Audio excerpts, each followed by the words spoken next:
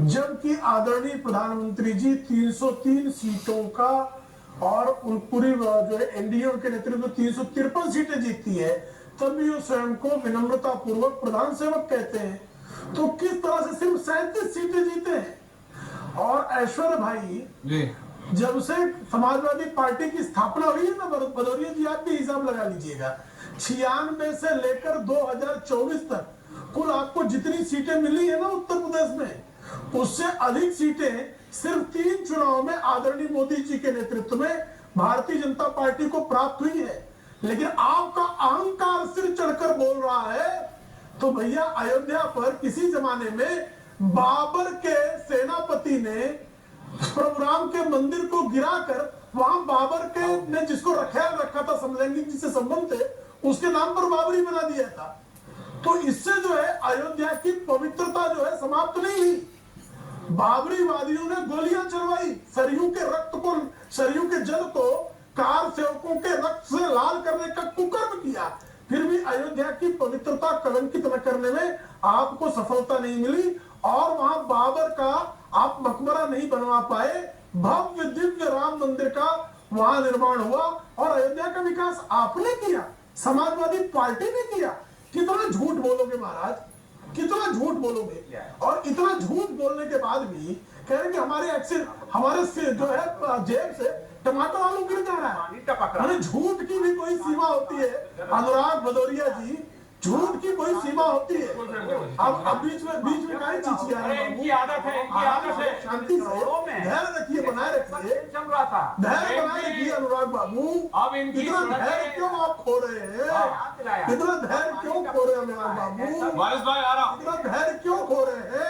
ये बाबरी के वैचारिक अवैध जो संताने हैं उनका धैर्य क्यों खो रहा है? प्रभु राम जी का मंदिर रिलैक्स, मैं सिर्फ इतना ओके अनुराग जी बीच में नहीं, आपके बीच में कोई नहीं बोला। Relax Anurag ji, relax Anurag ji, relax. Prem Shukla ji, मेरा सवाल सिर्फ इतना था कि सांसद राजनयिक सेवा करने के लिए आता है। प्रेम शुक्ला जी आपने अपनी बात रखी, अनुराग भदौरिया अपनी बात रखी, होना पड़ रहा है। ओके वारिस भाई, कि आपका जय फिलिस्तीन आपके नेता का मुझे समझ नहीं आता। ओवैसी जी का इज अ बैरिस्टर, बिल्कुल उनसे अगले दिन पूछा गया, उन्होंने कहा संविधान मुझे भी आता है, don't try to teach me. उन्हें बिल्कुल आता है, उन्हें लॉ भी समझ आता है। मेरे से और आपसे, अनुराग भदौरिया प्रेम शुक्ला से शायद लॉ ने विजय भाई ज्यादा समझ आता है। विजय दादा विजय जी को मिल जाएगी, आनंद जी को। लेकिन मैं कह रहा हूं वारिस जी, क्या जरूरत थी?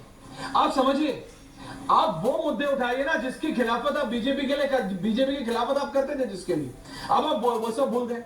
समाजवादी पार्टी सेंगोल उठा रही है, आप जय फिलिस्तीन उठा रहे हैं। अब नौकरी कहां गई, अब प्राइस राइस कहां गया, अब पेट्रोल के प्राइस कहां गया, अब बच्चों को नौकरी कहां गए, वो सारे मुद्दे कहां गए जिसके नाम पे आप जीत के आए election? Waris Pathan ji, only 3 of these. देखिए ऐश्वर्या जी, सबसे पहला तो ऐश्वर्या जी इनको समझना चाहिए, बीजेपी को समझाइए कि इनको पब्लिक ने मैंडेट दे दिया। ये 303 से अभी 240 पे आ गए हैं और ये दूसरे के दो कंधों के ऊपर चल रहे हैं, टीडीपी और जेडीयू के। अगर जिस दिन वो 2 स्टेटस हट गए तो ये भी गिर जाएंगे। तो इनको घमंड अहंकार सबका तो इनका खात्मा हो चुका है। अब आपने सारी चीज याद दिला दी। मोदी जी की गारंटी आपको याद नहीं आ रही? क्या थी गारंटी मोदी जी की? 15 लाख रुपया आया क्या किसी के पास? 2 करोड़ युवाओं को रोजगार मिलेगा, मिला क्या? देश का युवा सबसे ज्यादा बेरोजगार बन के घूम रहा है, कोई पॉलिसी नहीं है इनके पास। काला धन लाने वाले थे, विजय माल्या, नीरव चोकसी सबको लेके आने वाले थे, लाए क्या? नहीं लाए। पब्लिक ने अपना मैंडेट देके खत्म कर दिया इनको। बात नंबर 2 आपने याद दिलाया ओवैसी साहब की शपथ का, तो मैं आपको बताना चाहूंगा, ओवैसी साहब 5वीं मर्तबा सांसद बने हैं। 3,80,000 की मार्जिन से जीते हुए सांसद है वो। उन्होंने शपथ लिया। शपथ में उन्होंने क्या कहा? सबसे पहले संविधान की बात करी, संविधान के नाम से शपथ लिया, वो आपने नहीं दिखाया। उन्होंने कहा जय मीम, जय भीम, जय फिलिस्तीन, जय तेलंगाना, तकबीर, अल्लाह अकबर। क्या संवैधानिक है? अब फिलिस्तीन का और गाजा का समर्थन तो पूरा देश कर रहा है। महात्मा गांधी जी ने समर्थन किया फिलिस्तीन का, गाजा का। अटल बिहारी वाजपेयी ने स्टेज से खड़े होकर फिलिस्तीन, गाजा का समर्थन किया।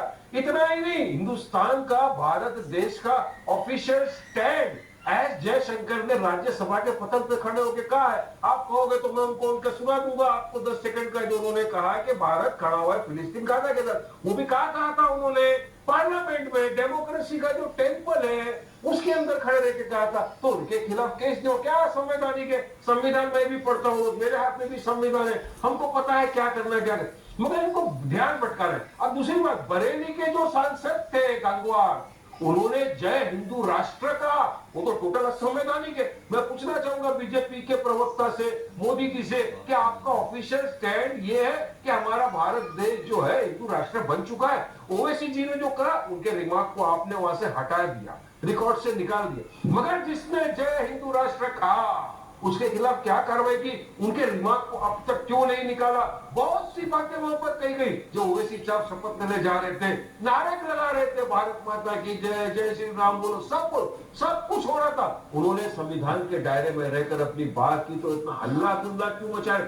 आज प्रेसिडेंट ने वहां पर सदन के अंदर खड़े रहकर कहा, इतना बड़ा भाषण दिया, माइनॉरिटी का एक अल्फाज नहीं बोला। क्यों? माइनॉरिटी से क्या इनको जरा पूछिए। आनंद विजय जी राहुल जी को मिले 6 पीपल। माइनॉरिटी देश का हिस्सा नहीं है। ओके। एक अल्फाज, अरे नीट का एग्जाम रीनीट क्यों नहीं करते यार? 24 लाख बच्चों के करियर को तबाह और बर्बाद सरकार ने हर जगह। ओके वारिस जी, महाराष्ट्र में लीक हो रहा है, गुजरात में लीक हो रहा है, बिहार में लीक हो रहा है। आनंद विजय जी।